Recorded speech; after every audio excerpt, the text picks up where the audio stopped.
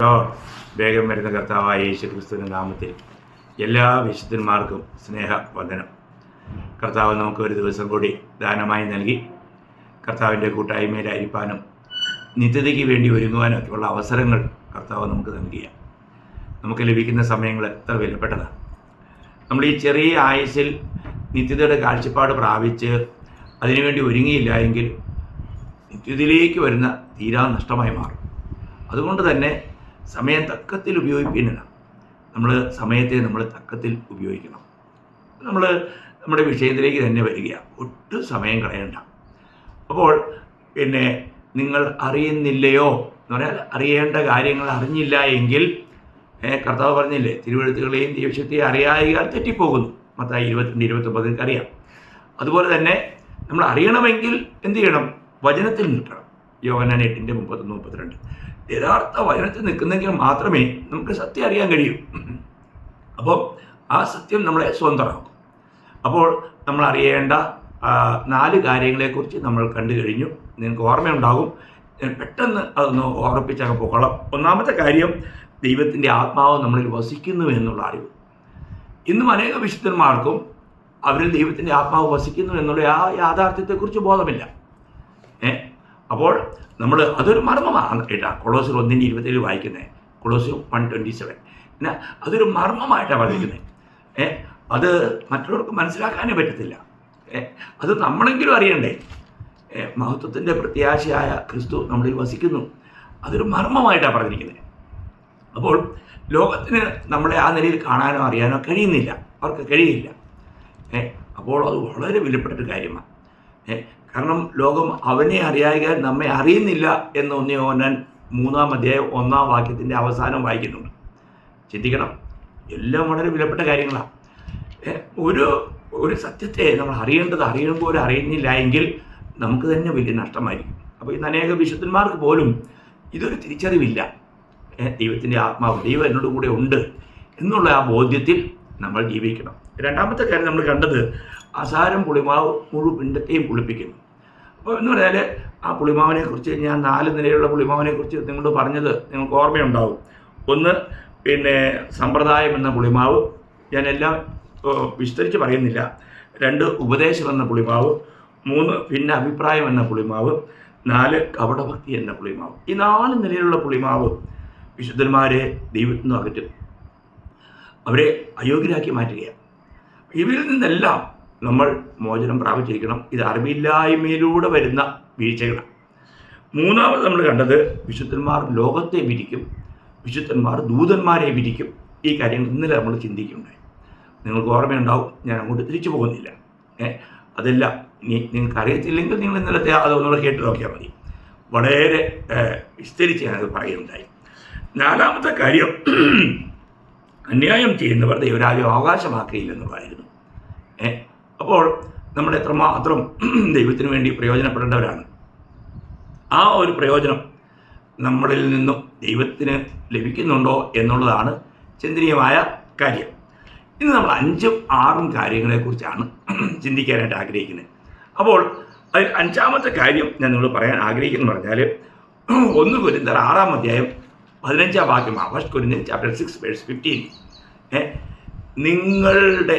നിങ്ങൾ ദൈവത്തിൻ്റെ ആലയമാണ്. അപ്പോൾ ഞാൻ ആ വാക്യം ഒന്ന് വായിക്കാം. 1 കൊരിന്ത്യർ 6:15 നിങ്ങളുടെ ശരീരങ്ങൾ ക്രിസ്തുവിൻ്റെ അവയവങ്ങൾ ആകുന്നു എന്ന് അറിയുന്നില്ലയോ? നിങ്ങളുടെ ശരീരങ്ങൾ ക്രിസ്തുവിൻ്റെ അവയവങ്ങളാകുന്നു എന്ന് അറിയുന്നില്ലയോ? നോക്കുക, ഇതൊരു വലിയ അറിവാണ്. നമ്മുടെ അവയവങ്ങൾ, നമ്മുടെ ശരീരങ്ങൾ ക്രിസ്തുവിൻ്റെ അവയവങ്ങളാണ്. അപ്പം നമ്മുടെ ഈ ശരീരം ക്രിസ്തുവിൻ്റെ അവയവങ്ങൾ മാത്രമല്ല, അതിൻ്റെ 19-20 വാക്യം വായിക്കുമ്പോൾ അവിടെ ഒന്ന് വായിച്ചേക്കാം. 1 കൊരിന്ത്യർ chapter 6:19-20 ദൈവത്തിൻ്റെ ദാനമായി നിങ്ങളിലിരിക്കുന്ന പരിശുദ്ധാത്മാവിൻ്റെ മന്ദിരമാവുന്നു നിങ്ങളുടെ ശരീരമെന്നും നിങ്ങളെ വിലയ്ക്ക് വാങ്ങിയിരിക്കാൻ നിങ്ങൾ താന്താങ്ങൾക്കുള്ളവരല്ല എന്നും അറിയുന്നില്ലയോ? ആകയാൽ നിങ്ങളുടെ ശരീരം കൊണ്ട് ദൈവത്തെ മഹത്വപ്പെടുത്തുകയും. വളരെ ശ്രദ്ധിക്കണം. നമ്മൾ വളരെ ഗൗരവമായിട്ട് ഈ അറിവ് നമുക്കുണ്ടായിരിക്കണം. നമുക്ക് നമ്മുടെ കർത്താവിൻ്റെതാണ്.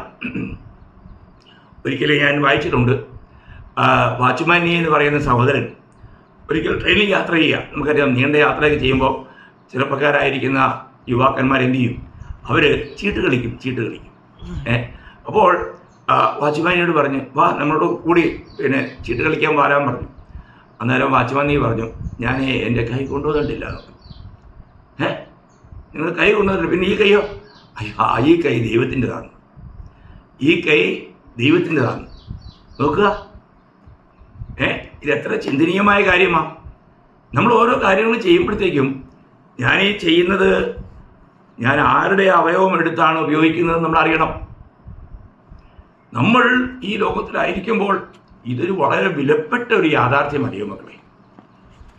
നമുക്ക് ഈ ചെറിയൊരു ആയുസ് ഈ ശരീരത്തിൽ വസിക്കുമ്പോൾ നിങ്ങൾ വിലയ്ക്ക് വാങ്ങിയിരിക്കുന്നു എന്നല്ലേ നമ്മൾ വായിച്ചു. വിലയ്ക്ക് വാങ്ങിയിരിക്കുന്നു. നിങ്ങൾ താങ്കൾക്കുള്ളവരല്ല. നമുക്ക് വേണ്ടി ആര് വില കൊടുത്തോ അവൻ്റെ വകയാണ്. നോക്കുക, അപ്പോൾ ഇന്നും ഓരോരുത്തരും അവരവരുടേതായ ഇഷ്ടപ്രകാരം ജീവിക്കുന്ന പറയുമ്പോഴത്തേക്ക് അതിൻ്റെ അർത്ഥം അവർക്ക് ഇതുവരെയും അവരെക്കുറിച്ചുള്ള ദൈവിക പദ്ധതി അവരറിഞ്ഞില്ല എന്നുള്ളതാണ്. നമ്മൾ രക്ഷിക്കപ്പെട്ട ഒരു വ്യക്തിയാണെങ്കിൽ നമുക്ക് നമ്മുടെ ഇഷ്ടപ്രകാരം ജീവിക്കാനായിട്ട് അനുവാദമില്ല. മാത്രമല്ല, നമ്മുടെ ജീവിതത്തിലെ ലക്ഷ്യം ദൈവത്തെ മഹത്വപ്പെടുത്തുക എന്നതായിരിക്കണം. നമ്മൾ ഇവിടെ തന്നെ നമ്മൾ നോക്കുമ്പോഴത്തേക്കും 2 കൊരിന്ത്യർ 5-ാം അധ്യായം 9-ാം വാക്യത്തിൽ പൗലോസ്ലീഹയുടെ ഒരു സാക്ഷ്യം നമുക്കിവിടെ വായിക്കാൻ കഴിയും. 2 കൊരിന്ത്യർ chapter 5 verse 9. അതുകൊണ്ട് ശരീരത്തിൽ വസിച്ചാലും ശരീരം വിട്ടാലും ഞങ്ങൾ അവനെ പ്രസാദിപ്പിക്കുന്നവരാകുവാൻ അഭിമാനിക്കുന്നു. കണ്ടോ, ഞങ്ങൾ അവനെ പ്രസാദിപ്പിക്കുന്നവരാകുവാൻ അഭിമാനിക്കുന്നു. അപ്പം നമ്മൾ ഈ ശരീരത്തിലിരിക്കുമ്പോൾ നാം കർത്താവിൻ്റെ വകയായി തീർന്നിരിക്കുന്നുവെങ്കിൽ നമ്മൾ ദൈവത്തെ പ്രസാദിപ്പിക്കുന്നവരായിരിക്കണം. നമ്മൾ 1 കൊരിന്ത്യർ 6:20 തന്നെ വായിച്ചേ, അതുകൊണ്ട് നിങ്ങളുടെ ശരീരം കൊണ്ട് ദൈവത്തെ മഹത്വപ്പെടുത്തുവിൻ. ദൈവത്തെ മഹത്വപ്പെടുത്തണം. നാം ദൈവത്തെ പ്രസാദിപ്പിക്കുന്നവരായിരിക്കണം. നമ്മളെ അല്ല പ്രസാദിപ്പിക്കേണ്ടേ, മനുഷ്യരെ അല്ല പ്രസാദിപ്പിക്കേണ്ടേ, നാം ദൈവത്തെ പ്രസാദിപ്പിക്കുന്നവരായിരിക്കണം. നോക്കുക, എത്ര അനുഗ്രഹീതമായ ചിന്തയാണ്. ഒരു ക്രിസ്തീയ ജീവിതം എന്ന് പറയുന്നത് ഒരു സാമാന്യ ജീവിതമല്ല ദൈവമക്കളെ. അത് ക്രിസ്തുവിനായി ജീവിക്കുന്ന, അല്ലെങ്കിൽ ക്രിസ്തു ജീവിക്കുന്ന ജീവിതമാണ്. അതിനെക്കുറിച്ച് നമുക്ക് നല്ല ബോധ്യം ഉണ്ടായിരിക്കണം. അതേ 2 കൊരിന്ത്യർ 5-ാം അധ്യായം 14-15 വാക്യം വായിക്കുമ്പോൾ എത്ര വിലപ്പെട്ട ഒരു സത്യം ദൈവം നമുക്ക് വെളിപ്പെടുത്തിരിക്കുക. അതേ 2 കൊരിന്ത്യർ chapter 5 verse 14 and 15. അവിടെ വായിക്കുന്നത്, ക്രിസ്തുവിൻ്റെ സ്നേഹം ഞങ്ങളെ നിർബന്ധിക്കുന്നു. എല്ലാവർക്കും വേണ്ടി ഒരുവൻ മരിച്ചിരിക്കെ എല്ലാവരും മരിച്ചുവെന്നും ജീവിക്കുന്നവർ ഇനി തങ്ങൾക്കായിട്ടല്ല തങ്ങൾക്ക് വേണ്ടി മരിച്ചുയർത്തവനായിട്ട് തന്നെ ജീവിക്കേണ്ടതിന് അവൻ എല്ലാവർക്കും വേണ്ടി മരിച്ചു എന്നും ഞങ്ങൾ നിർണയിച്ചിരിക്കുന്നു. കണ്ടോ, അപ്പോൾ നമ്മൾ യഥാർത്ഥമായും കർത്താവായ യേശു ക്രിസ്തുവിൽ വിശ്വസിക്കുന്നുവെങ്കിൽ, നമ്മളെ കർത്താവ് വിലയ്ക്ക് വാങ്ങിയതാണെങ്കിൽ, അങ്ങനെയുള്ള വിശുദ്ധന്മാരോടുള്ള ബന്ധത്തിൽ ഇവിടെ പറയുകയാണ്, അവരേത് നിലയിൽ അവരെ തന്നെ മനസ്സിലാക്കണം. നമ്മുടെ കർത്തവ്യം എന്താണ്? ക്രിസ്തു ക്രൂശിൽ മരിച്ചത് ആർക്ക് വേണ്ടിയാണ്? കർത്താവ് എനിക്ക് വേണ്ടി മരിച്ചുവെങ്കിൽ ഈ കർത്താവിന് വേണ്ടി ജീവിക്കുവാൻ ഞാൻ കടപ്പെട്ടവനാണ്. അപ്പോൾ ക്രിസ്തുവിൻ്റെ സ്നേഹം നമ്മൾ അറിയണം. കാരണം എന്നെ സ്നേഹിച്ചാണ് കർത്താവ് എനിക്ക് വേണ്ടി തൻ്റെ ജീവനെ നൽകിയത്. ആ സ്നേഹത്തെ മറക്കുവാൻ നമുക്ക് പാടില്ല. ചിന്തിക്കുക, നമ്മൾ ആ സ്നേഹം ആസ്വദിക്കുന്നുണ്ടോ? പിതാവ് തൻ്റെ ഏകജാതനായ പുത്രനെ നമുക്ക് നൽകുവാൻ തക്കവണ്ണം നമ്മളെ സ്നേഹിച്ചു. പുത്രനായ യേശു ക്രിസ്തു തൻ്റെ അവസാനത്തുള്ള രക്തം വരെയും നമുക്ക് വേണ്ടി ചൊരിഞ്ഞ് നമ്മളെ സ്നേഹിച്ചു. ആ സ്നേഹത്തെ നമ്മൾ ഓർക്കണം. അപ്പോൾ അവിടുന്ന് മരിച്ചത് ആദാമ്യ സന്തതിക്ക് എല്ലാവർക്കും വേണ്ടിയിട്ടാണ്. എന്നാൽ അതിൻ്റെ ലാഭം അത് വിശ്വസിച്ച് അംഗീകരിക്കുന്നവർക്കാണ്. അപ്പോൾ വിശ്വസിച്ച് അംഗീകരിക്കുന്നവർ എന്ത് ചെയ്യണം? അവനായി ജീവിക്കണം. അതുകൊണ്ടാണ് പറയുന്നത് 15-ാം വാക്യത്തിൽ, എല്ലാവരും മരിച്ചുവെന്നും ജീവിക്കുന്നവർ ഇനി തങ്ങൾക്കായിട്ടല്ല തങ്ങൾക്ക് വേണ്ടി മരിച്ചുയർത്തവനായിട്ട് തന്നെ ജീവിക്കേണ്ടതിന് കണ്ടോ, അവൻ എല്ലാവർക്കും വേണ്ടി മരിച്ചു. അവൻ എല്ലാവർക്കും വേണ്ടി മരിച്ചത് ജീവിക്കുന്നവർ ഇനി കർത്താവിന് വേണ്ടി തന്നെ ജീവിക്കണമെന്ന്. വളരെ ഗൗരവമുള്ള കാര്യമാണ് ദൈവമക്കളെ. ഇന്ന് അനേകരും ഞങ്ങൾ വിശ്വാസികളാണ്, ഞങ്ങൾ രക്ഷിക്കപ്പെട്ടതാണെന്നൊക്കെ പറയും. പക്ഷേ അവരും ക്രിസ്തുവുമായിട്ട് ലെവലേശം ബന്ധമില്ല അല്ലേ. നമ്മുടെ നാട്ടിലൊക്കെ നെയ്യപ്പം എന്നും പറഞ്ഞുകൊണ്ട് കിട്ടിയല്ലേ നെയ്യപ്പം. അത് നെയ്യപ്പാണോ? നെയ്യ് അതിനകത്തുണ്ടോ? ഇല്ല, എണ്ണയപ്പാ എന്ന് പറഞ്ഞ പോലെ പറയുന്നതുമായിട്ട് യാതൊരു ബന്ധവുമില്ല. നമ്മുടെ ജീവിതത്തിൽ ഞാനൊരു ക്രിസ്ത്യാനിയാണെന്ന് പറയണമെങ്കിൽ ഇന്ന് ക്രിസ്ത്യാനികളാണ്, ഹനിക്കുന്നവരാണ്. ക്രിസ്തുവിനെ അനുഗമിക്കുന്നവരല്ല, ക്രിസ്തുവിന് വേണ്ടി ജീവിക്കുന്നവരല്ല. അപ്പം ഒരു യഥാർത്ഥ ക്രിസ്ത്യാനി അവൻ ദൈവത്തിന് വേണ്ടി വിലയ്ക്ക് വാങ്ങപ്പെട്ടവനാണ്, കർത്താവിൻ്റെ മഹത്വത്തിന് വേണ്ടി ഈ ദേശത്തായിരിക്കുകയാണ്. അതുകൊണ്ട് അതിനെക്കുറിച്ച് റോമാലേഖനം അതിൻ്റെ 14-ാം അധ്യായം 7-8 വാക്യം വായിക്കുമ്പോൾ, റോമാലേഖനം അതിൻ്റെ 14-ാം അധ്യായം അതിൻ്റെ 7-8 വാക്യം, നമ്മളിൽ ആരും നമുക്കായി തന്നെ ജീവിക്കുന്നില്ല എന്നത് വായിക്കാം. നമ്മിൽ ആരും തനിക്കായി തന്നെ ജീവിക്കുന്നില്ല, ആരും തനിക്കായി തന്നെ മരിക്കുന്നതുമില്ല. ജീവിക്കുന്നുവെങ്കിൽ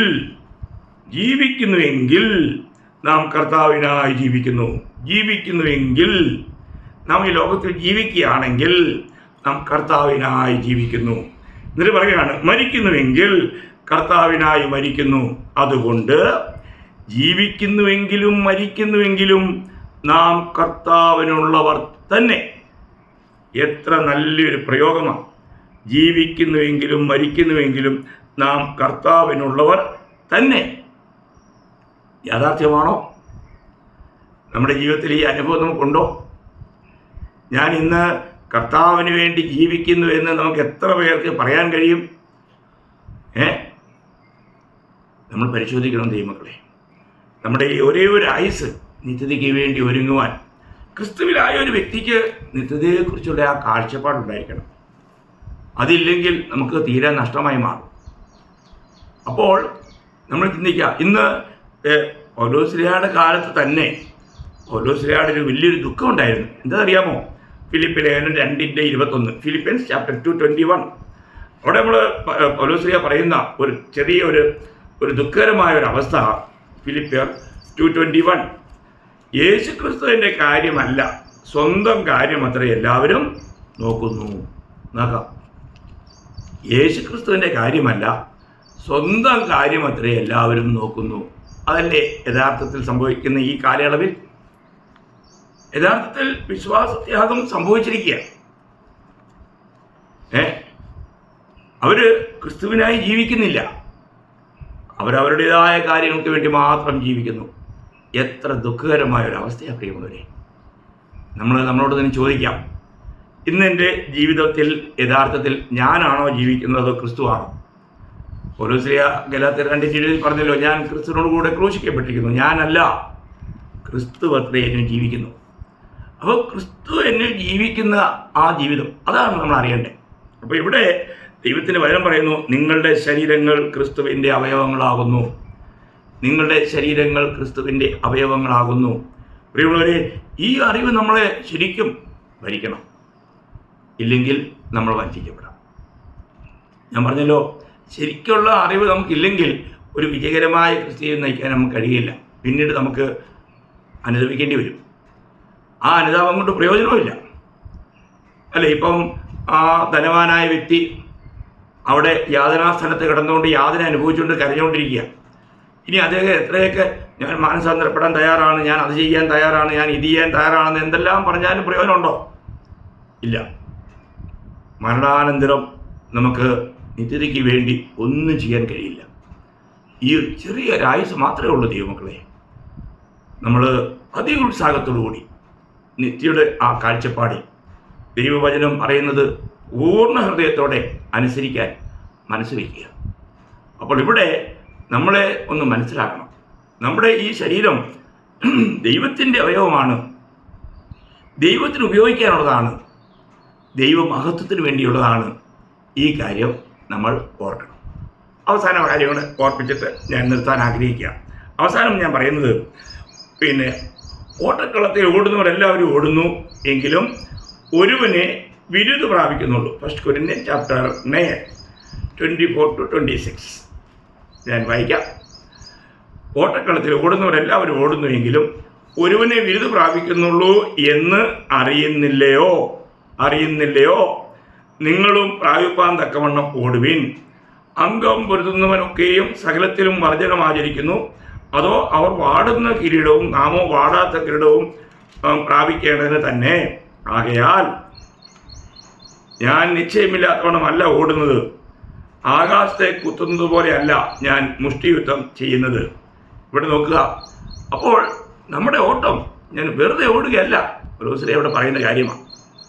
നോക്കുക, ഒന്നാമത്തെ കാര്യം, നമ്മൾ ഒരു ഓട്ടക്കളത്തിലാകുന്നു എന്നാണ് പൗലോസ് ഇവിടെ പറയുന്നത്. ഞാനൊരു ഓട്ടക്കളത്തിലാണ്. നമ്മുടെ ജീവിതത്തിൽ നമുക്കറിയാം, ഓട്ടക്കളത്തിൽ ഓടുന്നവരെയൊക്കെ നമ്മൾ സ്വയം ഓടിയിട്ടുണ്ടാവും, മറ്റുള്ളവർ കാണുന്നുണ്ട് അല്ലേ. ചിലർ ആദ്യം ഭയങ്കര നല്ല ഓട്ടമായിരിക്കും, പക്ഷെ കുറച്ച് കഴിയുമ്പോഴത്തേക്കും അവരങ്ങ് വാടിക്കുറഞ്ഞു പോകും. അങ്ങനെയുള്ള ക്രിസ്ത്യാനികളും ഉണ്ട് കേട്ടോ. അങ്ങനെ നമ്മൾ ചില ക്രിസ്ത്യാനികളെ കാണാൻ പറ്റും. ആരംഭത്തിൽ നല്ല ശൂരത്വമാണ്, കുറച്ച് കഴിയുമ്പോഴത്തേക്കും ആകെപ്പാടെ വാടി തളർന്നരുത്. നമ്മൾ ഗലാത്യ ലേഖനം വായിക്കുമ്പോൾ 5-ാം അധ്യായത്തിൽ, ഗലാത്യർ 5-ാം അധ്യായം 7-ാം വാക്യത്തിൽ വായിക്കുന്നത്, നിങ്ങൾ നന്നായി ഓടിയിരുന്നു സത്യം, നിങ്ങൾ നന്നായി ഓടിയിരുന്നു, സത്യം അനുസരിക്കാതിരിപ്പാൻ നിങ്ങളെ ആർത്തെടുത്ത് കളഞ്ഞു. കണ്ടോ? നിങ്ങൾ നന്നായി ഓടിയിരുന്നു. എല്ലാ മീറ്റിങ്ങിനും വരാൻ ഉത്സാഹം, വചനം വായിക്കാൻ ഉത്സാഹം, മറ്റുള്ളവരോട് സുവിശേഷം പറയാൻ ഉത്സാഹം, ആത്മാക്കളെ കർത്താവിൻ്റെ സ്ഥലത്തേക്ക് കൊണ്ടുവരാൻ ഉത്സാഹം. അതേ ഉത്സാഹികളായിരുന്ന പലരും കുറച്ച് നാൾ കഴിയുമ്പോൾ അവരുടെ ഉത്സാഹം കെട്ടുപോകുന്നതായിട്ട് കാണാൻ കഴിയും. പ്രിയമുള്ളവരെ, നമ്മൾ ഒരു കാര്യം മനസ്സിലാക്കണം. നമ്മുടെ ഈ ഓട്ടത്തിൽ നമ്മൾ ഒരിക്കലും നമ്മൾ മന്യതരാകുവാൻ പാടില്ല. നമ്മൾ എക്ലേഷ്യൻസ് ചാപ്റ്റർ 7 വേഴ്സ് 8 എക്ലേഷ്യൻസ് സഭാപ്രസംഗി അതിൻ്റെ 7-ാം അധ്യായത്തിൻ്റെ 8-ാം വാക്യത്തിൻ്റെ ആരംഭം, ആരംഭത്തേക്കാൾ അതിൻ്റെ അവസാനം നല്ലത്. കണ്ടോ? ആരംഭത്തേക്കാൾ അതിൻ്റെ അവസാനം നല്ലതായിരിക്കണം. എന്നാൽ ഇന്ന് നമുക്ക് അനേക വിശുദ്ധന്മാരുടെ ജീവിതത്തിലും അങ്ങനെ കാണാൻ കഴിയുന്നില്ല എന്നുള്ളത് ഒരു ദുഃഖകരമായ സത്യമാണ്. ഒരു ദുഃഖകരമായ സത്യമാണ്. എന്താണ്? അനേക വിശുദ്ധന്മാരുടെ ജീവിതത്തിലും ആരംഭത്തെക്കാളും അവരുടെ അവസാനം നന്നായിരിക്കുന്നില്ല. അനേകരും അവരുടെ ഉത്സാഹത്തിൽ എവിടെയെങ്കിലുമൊക്കെ ഇടർച്ചകൾ സംഭവിക്കുന്നുണ്ടാകാം. മറ്റുള്ളവരുടെ ജീവിതത്തിലേക്കോ അല്ലെങ്കിൽ മറ്റുള്ളവരുടെ ഇടപെടലിലോ അവർ ദുഃഖിതരും നിരാശരുമായി തീരുന്നുണ്ടാകാം. അതുകൊണ്ട് അങ്ങനെ സംഭവിക്കാം. അതുകൊണ്ട് നമുക്കിതൊക്കെ ഒരു മുന്നറിയിപ്പാണ്. നമ്മൾ ഈ ഗലാത്യ ലേഖനം 3-ാം അധ്യായം 3-ാം വാക്യം വായിക്കുമ്പോഴത്തേക്കും അവിടെ വായിക്കുന്നത് എന്താ അറിയോ? ഗലേഷ്യൻ ചാപ്റ്റർ 3 വേഴ്സ് 3, നിങ്ങൾ ഇത്ര ബുദ്ധി കെട്ടവരോ, ആത്മാവ് കൊണ്ട് ആരംഭിച്ചിട്ട് ഇപ്പോൾ ജഡം കൊണ്ട് സമാപിക്കുന്നത്. അയ്യോ, നോക്കുക. നിങ്ങൾ ഇത്ര ബുദ്ധി കെട്ടവരോ, ആത്മാവ് കൊണ്ട് ആരംഭിച്ചിട്ട് ഇപ്പോൾ ജഡം കൊണ്ടോ സമാപിക്കുന്നത്. ഒരു വലിയ ചോദ്യമാണ്. ആത്മാവിൽ ആരംഭിച്ച് ജഡത്തിൽ അവസാനിപ്പിക്കുക എന്ന് പറഞ്ഞാൽ എത്ര ദുഃഖകരമായൊരവസ്ഥയാണ് പറയുന്നത്. നമ്മൾ ചിന്തിക്കണം. നമ്മുടെ ജീവിതത്തിൽ നമ്മൾ ഈ ഓട്ടക്കളത്തിൽ ഓടേണ്ടും വണ്ണം ഓടുവാൻ നമുക്ക് കഴിയുന്നുണ്ടോ? വളരെ വിലപ്പെട്ട കാര്യമാണ്. നമ്മൾ ഓടേണ്ടും വണ്ണം ഓടിയില്ല എങ്കിൽ ഓട്ടക്കളത്തിലായിരിക്കുന്ന പലരും പരാജയപ്പെടാൻ കാരണം അവർക്കുള്ള നിയമങ്ങളെ, വിധികളെ അവർ മറന്നു പോകുന്നതുകൊണ്ടാണ്. ഞാനൊരു ഓട്ടത്തെ ഒരു എക്സാമ്പിളായിട്ട് പറയാം. എന്ന് പറഞ്ഞാൽ അത് നമുക്ക് ഒരു വലിയൊരു പ്രോത്സാഹനമായിരിക്കും. ഉൽപ്പത്തി പുസ്തകം 19-ാം അധ്യായം അവിടെ നമുക്ക് ഒരു കുടുംബത്തിൻ്റെ ഓട്ടമാണ് നമ്മൾ മനസ്സിലാക്കണം. ഒരു രീതിയിലും അവർ രക്ഷപ്പെടാൻ ഒരു സാധ്യതയില്ലാത്തൊരു കുടുംബം. നമ്മൾ ഉൽപ്പത്തി 19-ാം അധ്യായം ജെനീസിസ് ചാപ്റ്റർ 19 വേഴ്സ് 17 അവിടെ വായിക്കുന്നത് ഇത് ലോത്തിൻ്റെയും കുടുംബത്തിൻ്റെയും കാര്യമാണ്. സോദോം ഗോമോറ തീയിട്ട് നശിപ്പിക്കാൻ പോവുകയാണ്. എന്നാൽ അബ്രഹാമിൻ്റെ മധ്യസ്ഥതയുടെ ഫലമായിട്ട് ദൈവം അബ്രഹാമിനെ ഓർത്തതിൻ്റെ ഫലമായിട്ട് ലോത്തിനെയും കുടുംബത്തെയും രക്ഷിക്കുക. അപ്പോൾ ഇവിടെ അവരെ സോദോമിൽ നിന്നും പുറത്ത് കൊണ്ടുവന്നിട്ട് ദൂതൻ പറയുന്നൊരു കാര്യമുണ്ട്, വളരെ ശ്രദ്ധേയമാണ്. അതിൻ്റെ ഉൽപ്പത്തി 19:17 അവരെ പുറത്ത് കൊണ്ടുവന്ന ശേഷം അവൻ ജീവരക്ഷയ്ക്കായി ഓടിപ്പോവുക. ജീവരക്ഷയ്ക്കായി ഓടിപ്പോവുക. നടന്നു പോയാൽ പോരാ, ഓടിപ്പോണം. 2, പുറകോട്ട് നോക്കരുത്. അപ്പോൾ ഈ ഓട്ടത്തിൽ ശ്രദ്ധിക്കണം, പുറകോട്ട് നോക്കാൻ പാടില്ല. നമ്മുടെ കർത്താവ് പറഞ്ഞില്ലേ, കലപ്പിക്ക് കൈവച്ച ശേഷം പുറകോട്ട് നോക്കുന്നതിനൊന്നും ദൈവരാജ്യത്തിന് കൊള്ളാവുന്നവനല്ല. ലൂക്ക 9:62, ലൂക്ക് 9:62. വളരെ വിലപ്പെട്ട കാര്യമാണ്. നമ്മൾ പുറകോട്ട് നോക്കാൻ പാടില്ല പ്രിയമുള്ളവരെ. നമ്മൾ വിട്ടുപോകുന്നതിന് ഓർത്തുവെങ്കിൽ മടങ്ങിപ്പോകാമെന്നുള്ള ഭയങ്കര മുന്നറിയിപ്പ് അഭിപ്രായം പറയുന്നു. എന്നിട്ട് പറയാണ്, 3-ാമത്തെ കാര്യം, ഈ പ്രദേശത്തെങ്ങും നിൽക്കുകയുമരുത്. അപ്പോൾ അതാ ഈ നടക്കാൻ പോകുന്ന സംഭവം ഇവിടെ നിന്ന് കണ്ടേക്കാം, അത് പാടില്ല. ആ പ്രദേശത്തെങ്ങും നിൽക്കാൻ പാടില്ല. 4-ാമത്തെ കാര്യം, നിനക്ക് നാശം ഭവിക്കാതിരിപ്പാൻ പർവ്വതത്തിലേക്ക് ഓടിപ്പോവുക. കണ്ടോ, നിനക്ക് നാശം ഭവിക്കാതിരിപ്പാൻ പർവ്വതത്തിലേക്ക് ഓടിപ്പോവുക. ഈ 4 കാര്യങ്ങൾ ഈ ഓട്ടത്തിൽ അവർ സൂക്ഷിക്കണമായിരുന്നു. എന്നാൽ നമ്മൾ അതിൻ്റെ 22-ാം വാക്യം വായിക്കുമ്പോൾ 19:22,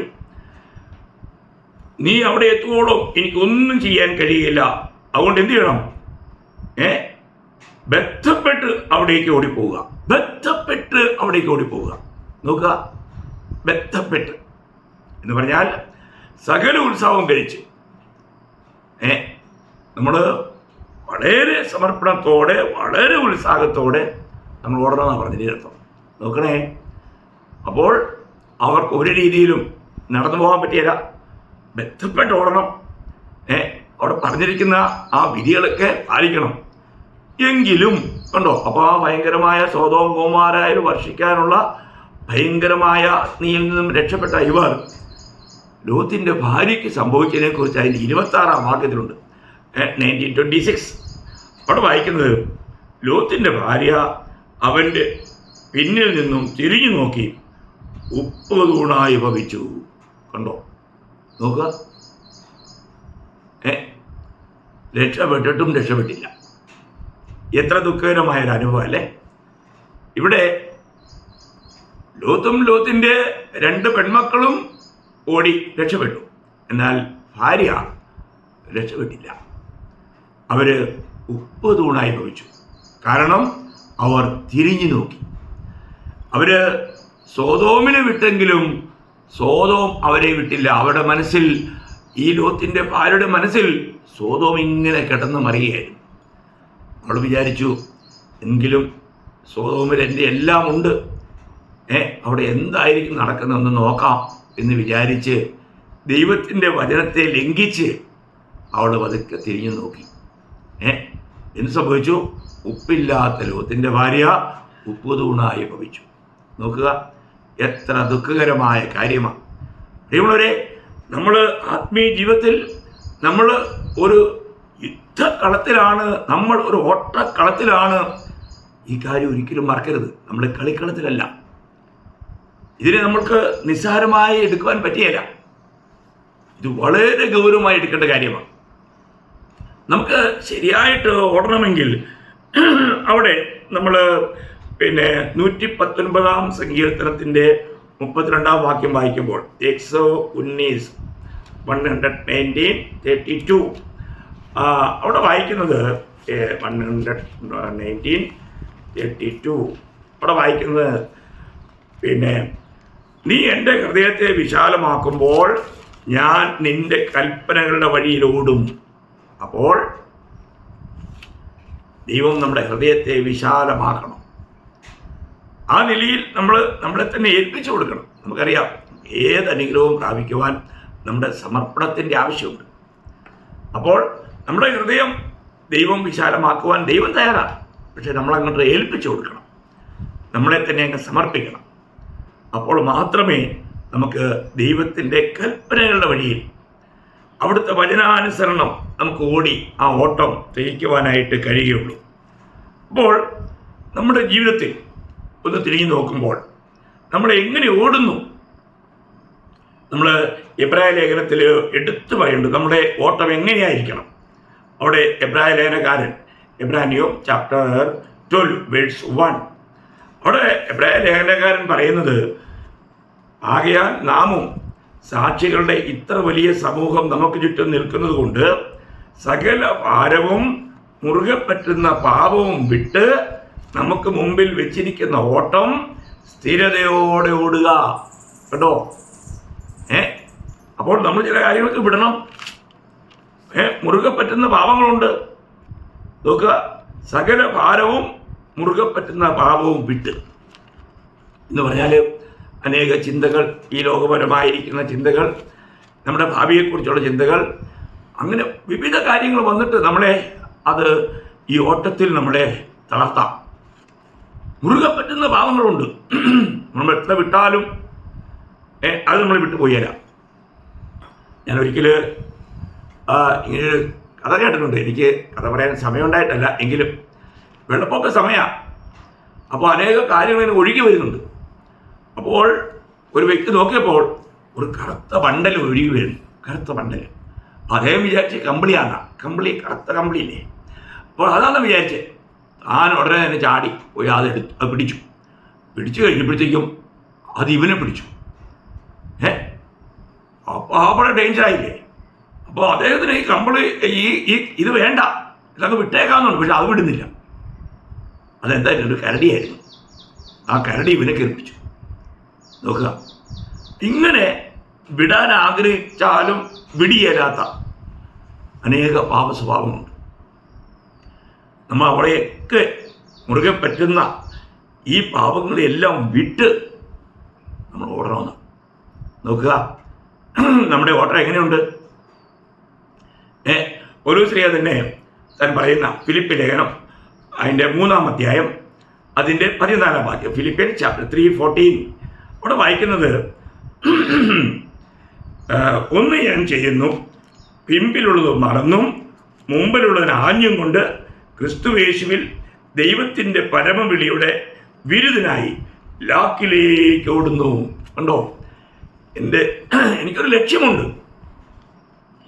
ഞാൻ ആ ലാക്കിലേക്ക് ഓടുകയാണ്. ഓരോ ദിവസവും നമ്മൾ ഓടിക്കൊണ്ടിരിക്കുക. നമ്മൾ ആ ലക്ഷ്യം നമ്മൾ അത് പ്രാപിക്കണം. ഞാൻ ലാക്കിലേക്ക് ഓടുന്നു. എത്ര വിലപ്പെട്ട കാര്യം ദൈവമക്കളെ! നമ്മൾ യഥാർത്ഥത്തിൽ നമ്മുടെ ലക്ഷ്യം തെറ്റിയിട്ടുണ്ടോ? ലക്ഷ്യം തെറ്റിപ്പോയിട്ടുണ്ടോ? നമ്മുടെ ലാക്കിലേക്ക് തന്നെയാണോ? നമ്മുടെ ലക്ഷ്യം എന്താണ്? ക്രിസ്തുവിനെ നേടുക, ആ ക്രിസ്തുവിൽ തന്നെ കാണപ്പെടുക. അത് നമ്മുടെ ലക്ഷ്യം.